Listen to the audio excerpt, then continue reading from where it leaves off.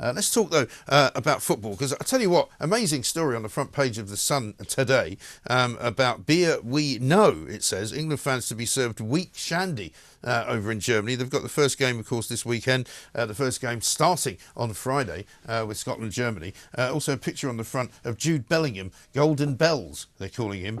He's the new face, or shall we say, whatever else, other part of his body, of the Kardashians' new underwear selection. Charlie, very good morning to you.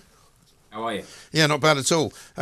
It's getting exciting, isn't it? I mean, it's only a couple of days away now. The Euros get underway. TalkSport is festooned with all sorts of flags and all sorts of footballs and everything else. Are you out there yet? Yeah, I'm in the city of Erfurt, which is a lovely place actually, and it's about 20 miles from where England are based. This remote golf resort where they are. I'm literally, as soon as I'm stopped speaking to you, I'm going to be heading off there for a training session. So Right. yeah, it's all getting ready for Sunday's first game in Gelsenkirchen. Looking forward to it, and yeah, it's a funny story about the beer as well, isn't it? Yeah, it really is, because I mean I've been reading various different stories about the beer. One was that they were going to ration it so that you could certainly buy 2 beers at a time, but you'd have to drink them before you went back to your seat. And others that they were not going to be serving beer at all. Now that we've got one where they're going to be watering it down so that the English fans don't get too carried away. Also, you mustn't forget the Scottish fans, of course, as well, who will be there presumably in their droves, but they're in another part of the country. Yeah, they're in Munich, so there's about 150,000 Scottish fans expected to come over the Really? next couple of years. And it's about 300 to 350,000 English fans. They're going to be making journeys at different times. It doesn't mean they're going to be there at the same place. No. Yeah, it's basically 500,000 Brits. I mean, so that's a lot of beer, isn't it? To be honest. That's an awful lot of beer, yeah. And it looks like the weather's probably an awful lot better than it is here. I mean, I woke up this morning, it was 7 degrees. Yeah, it's not a lot different to be honest. It was 10 degrees here last night. Where I am, we're in the old East Germany, quite near Leipzig, Yeah. and the weather here is unseasonably cool. If it's any consolation at all, it really isn't. It's coat weather out here over here as well. I think today we might be hitting 14 degrees where England are training, but. Right. And I think Munich was dreadful as well. I spoke to my colleague Andy Dillon, and he had a coat on last night. Right. So Well, yeah, I I mean, I think suppose for the players, it's better if it's not absolutely roasting hot, isn't it?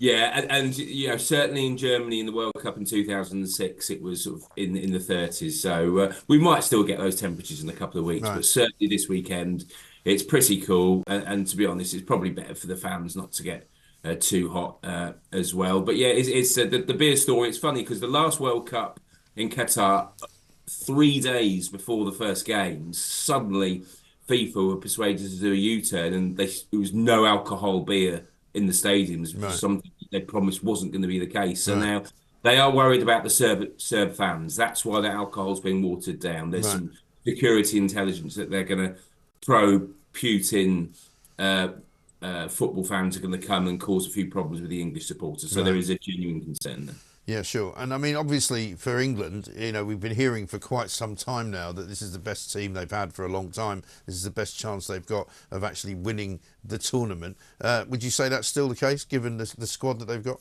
No, look, they've got a chance, and they're right up there. But I think there's some fundamental issues with this team at the moment. Lots of injuries, players not playing well, all defensively. They're great going forward. Bellingham, Kane, Foden. But at the moment, I'm not sure that defence is quite strong enough to win a major championships. No, no, indeed. And I mean, on the sort of fashion front, we've seen an awful lot of cardigans, haven't we? We've got Gareth Southgate apparently saying he's not going to wear the famous suit and waistcoat this time around.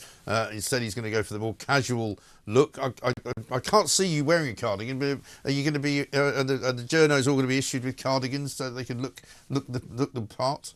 Yeah, we thought about it, and within about 1 second, we thought we were not going to do that. Yeah, I haven't got a cardigan. I'm not planning on It's buying one. it's not a great look for Gareth Southgate, I must admit. No. I don't think how you can look great in the cardigan that he was given. I actually feel a bit sorry for him. No, exactly right. And he's also said this will be his last tournament. And there's some talk about trying to persuade him not to go anywhere. FA would have him sign a new contract today, Mike. If they could, they'd get him to sign on. They love what he's done with the England team and created this sort of positive philosophy. And, you know, we forget that in the old days, England players didn't want to play for England. They used Right. to ask their Premier League managers to make up excuses Right. and not play for England.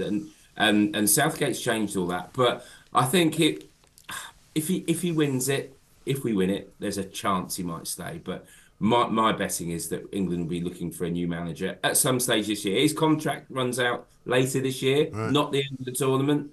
But there's not really any sort of strong candidates out there. But yeah, look, if England suddenly win and we've got an open top bus tour around Trafalgar Square on July the 15th, the day after the final, then maybe he'll change his mind. And maybe he will. And Jude Bellingham, of course, the face, of, as they keep calling him, of the new Kardashians underwear. He'll get some ribbon for that, won't he?